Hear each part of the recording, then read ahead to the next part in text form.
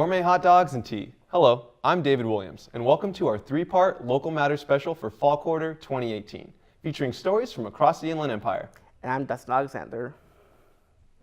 A local shop in IE has taken hot dogs and added a little imagination to create a gourmet experience. Reporter Anthony Castellanos took the bite to learn more about a new twist on old classics. Hot dogs have been an American tradition for many generations. However, this local gourmet hot dog joint puts a unique twist on the American classic. The outlay of the market for restaurants, there wasn't a lot of hot dog gourmet type places. There was a niche in the market for this type of restaurant because it just wasn't there. When people think of hot dogs, they always think of something cheap or your backyard barbecue. We tried to get the very best hot dog. Our hot dog comes from Chicago. We bake our own buns. We make everything fresh here. We make our own chili. We make our own potato chips. We make our own salads. We have 12 different sauces and 22 different toppings. So you can make all kinds of different hot dogs here. You can get as crazy as you want. When we first started, we didn't have a vegan dog, but we saw that there's a demand for it. So we went out and didn't just grab any vegetarian hot dog. We tried to find the best one. And so we offer that as a vegetarian option. So vegetarian friendly, the dog itself is vegan, but the buns aren't. We don't do anything different than any other food place. We prepare food for people, but we try to offer friendly customer service to kind of give people an elevated hot dog experience. Whether if it's a Chicago dog, a mustard dog, or even a veggie dog, this gourmet hot dog joint has something for you. For Local Matters, I'm Anthony Castellanos.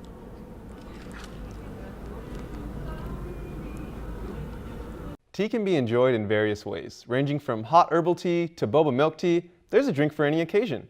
Reporter Andrew Carrillo gets all the tips to help any tea beginners find their favorite.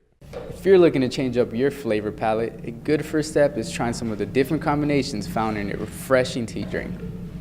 We have a lot of flavors and toppings that are overwhelming sometimes.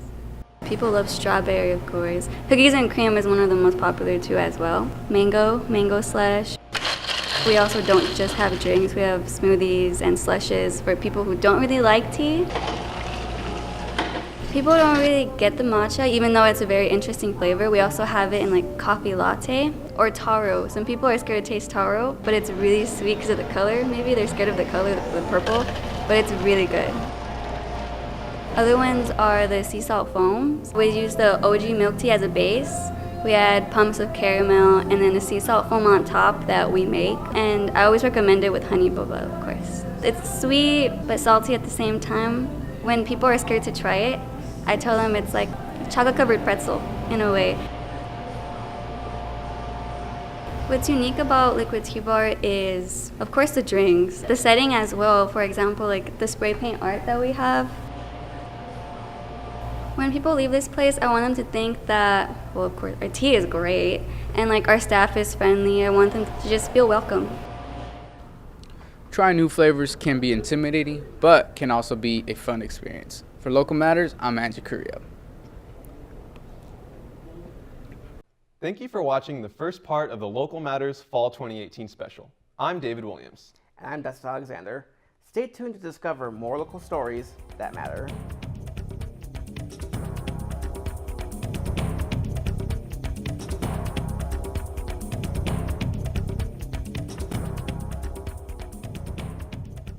Visiting nurses and zines. Hello, I'm Aaron Garcia, and welcome to the second part of the Local Matters Fall 2018 special. And I'm Andrew Carrillo. Patients who are unable to travel to visit their healthcare providers may turn to visiting nurses to get the care they need. Reporter Jared Wally learns on how visiting nurses brings quality care to patients' homes. Making a traditional visit to the doctors can be a hassle for those with limited mobility and for the elderly. Visiting nurses aims to alleviate that painstaking process. I've been a registered nurse for 33 years. Most of the job is involved with taking care of the patient, but after the visit we have to finish up our charting.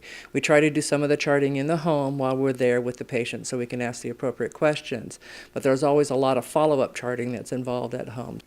The agency that I work at right now, I get paid for my time to drive from one patient to the next. We work in a 30-mile radius, so it covers Redlands, Yucaipa, Calimesa. We go as far east as Cabazon. I may have anywhere between 5 and 6 patients a day. It might consist of a couple of revisits. You're doing vital signs, you're doing wound care. A lot of patients have wounds on their legs, then they involve wrapping them to decompress the edema. Some of my patients I'm very fond of. I have developed a relationship. They consider you part of their family. I've been receiving home care for approximately 3 years.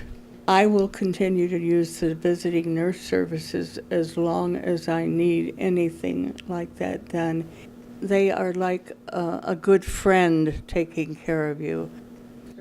With health and wellness being paramount in our daily lives, it's nice to know that visiting nurses bring care across the Inland Empire to homebound patients. For Local Matters, I'm Jared Wally. Zines have gained popularity in the underground and DIY art scenes. Reporter David Williams learns what inspired a local nonprofit collective to create zines with poetry and distribute them to the community. A local nonprofit art collective has turned to making zines to offer a platform for creatives. Delenda House is a nonprofit art collective and publishing house, and our goal is to give a platform by which artists can find an audience. A zine is short for magazine, and it's usually a smaller publication and usually handmade as well. The submissions are mainly how we get the source for our zines. People can submit their stuff to our email. We accept anything that can be printed in black and white. And in the near future, we're hoping to have a website where you can submit to. The beginning process is getting people's pieces into the computer, and then after that it's just printing, cutting up the paper with paper cutters, and then we put them together, fold it up the order that's been planned out, and we stitch them actually. We use yarn or thread and stitch the books individually, and everything is made by hand. Everything is produced in-house. This is Sage's room that we've turned into a small workshop of sorts. So far, we only have our zines under production. Delenda House has started to make some merch. We've silk screened some t-shirts, we have lighters and water bottles, but those have mostly been just for us so far. Our zines are largely distributed just by leaving them in public places for bystanders to just stumble upon and take. Other than that, it's mainly word of mouth.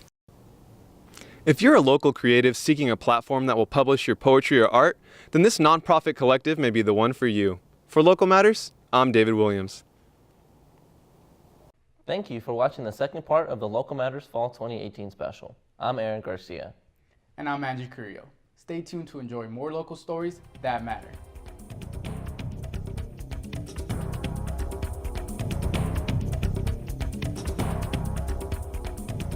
Female weightlifters and mixed martial arts. Hello, I'm Victoria Steffen, and thank you for joining us for our Fall 2018 Local Matters special, where we feature local stories from across the Inland Empire. And I'm Fatima Vasquez.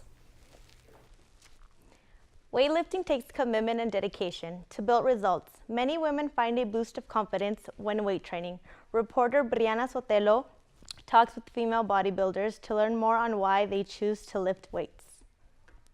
As the fitness industry continues to grow, there's still little recognition for female lifters. I started lifting weight because I started losing a lot of weight just doing cardio, and I started feeling like there's an imbalance. Ever since I built confidence inside the gym, that's what I wanted to give to other people. So I started lifting weights because I got that confidence from somebody, and I want to give it back to people. Some of my future goals are to just get stronger. I would like to get leaner as well, but that comes with a cleaner diet. I started lifting weights because I wasn't happy with the way I felt with myself. Instead of pitying myself and just feeling bad for myself, I decided to do something about it, and that made me come to the gym. One main physical goal is to have abs, but a long-term goal that I have is to become more known on Instagram and really show people that you don't have to be this well-known person to become more on the famous side on fitness. One time, one of my friends kind of just brought me over, and he's like, see how strong you are. It kind of started from there. I wanted to see how stronger I can get, and then I capped out at 2 to 3 times my own body weight. I'm working as hard as I can to get a six-pack. Other than that, just incorporate strength, keep on lifting as much as I can, and see if I can lose more body fat. Females can be considered lifters, so don't be afraid to get out there and lift some weight. For Local Matters, I'm Brianna Sotelo.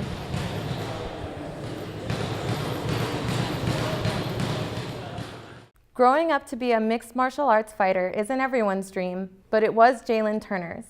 Reporter Aaron Garcia talks with an Inland Empire resident to learn how he accomplished joining the largest MMA promoter in the world of combat sports. In recent years, the Inland Empire has emerged as the birthplace to many talented athletes in both college and professional settings.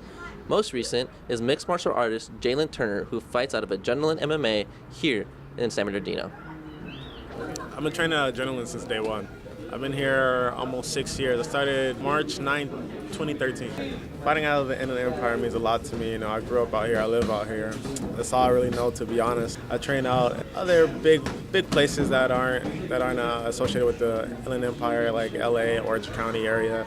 They're really big on MMA out there, and I feel like I can be part of a pioneer of mixed martial arts in the Inland Empire. Getting to the UFC was kind of crazy.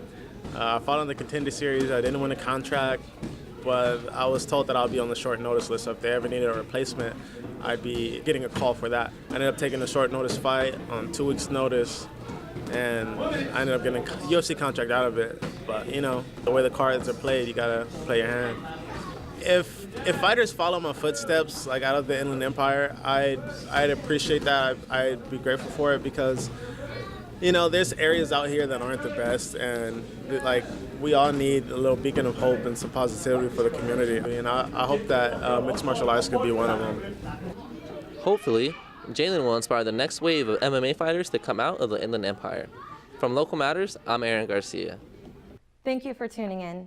If you want to keep updated on what Local Matters is doing, follow our social media. To watch some of our other stories, like and subscribe here on our YouTube channel. At Local Matters, CSUSB, I'm Fatima Vasquez. And I'm Victoria Stefan. Please stand by for the Fall 2018 Local Matters crew and join us next time for more local stories that matter.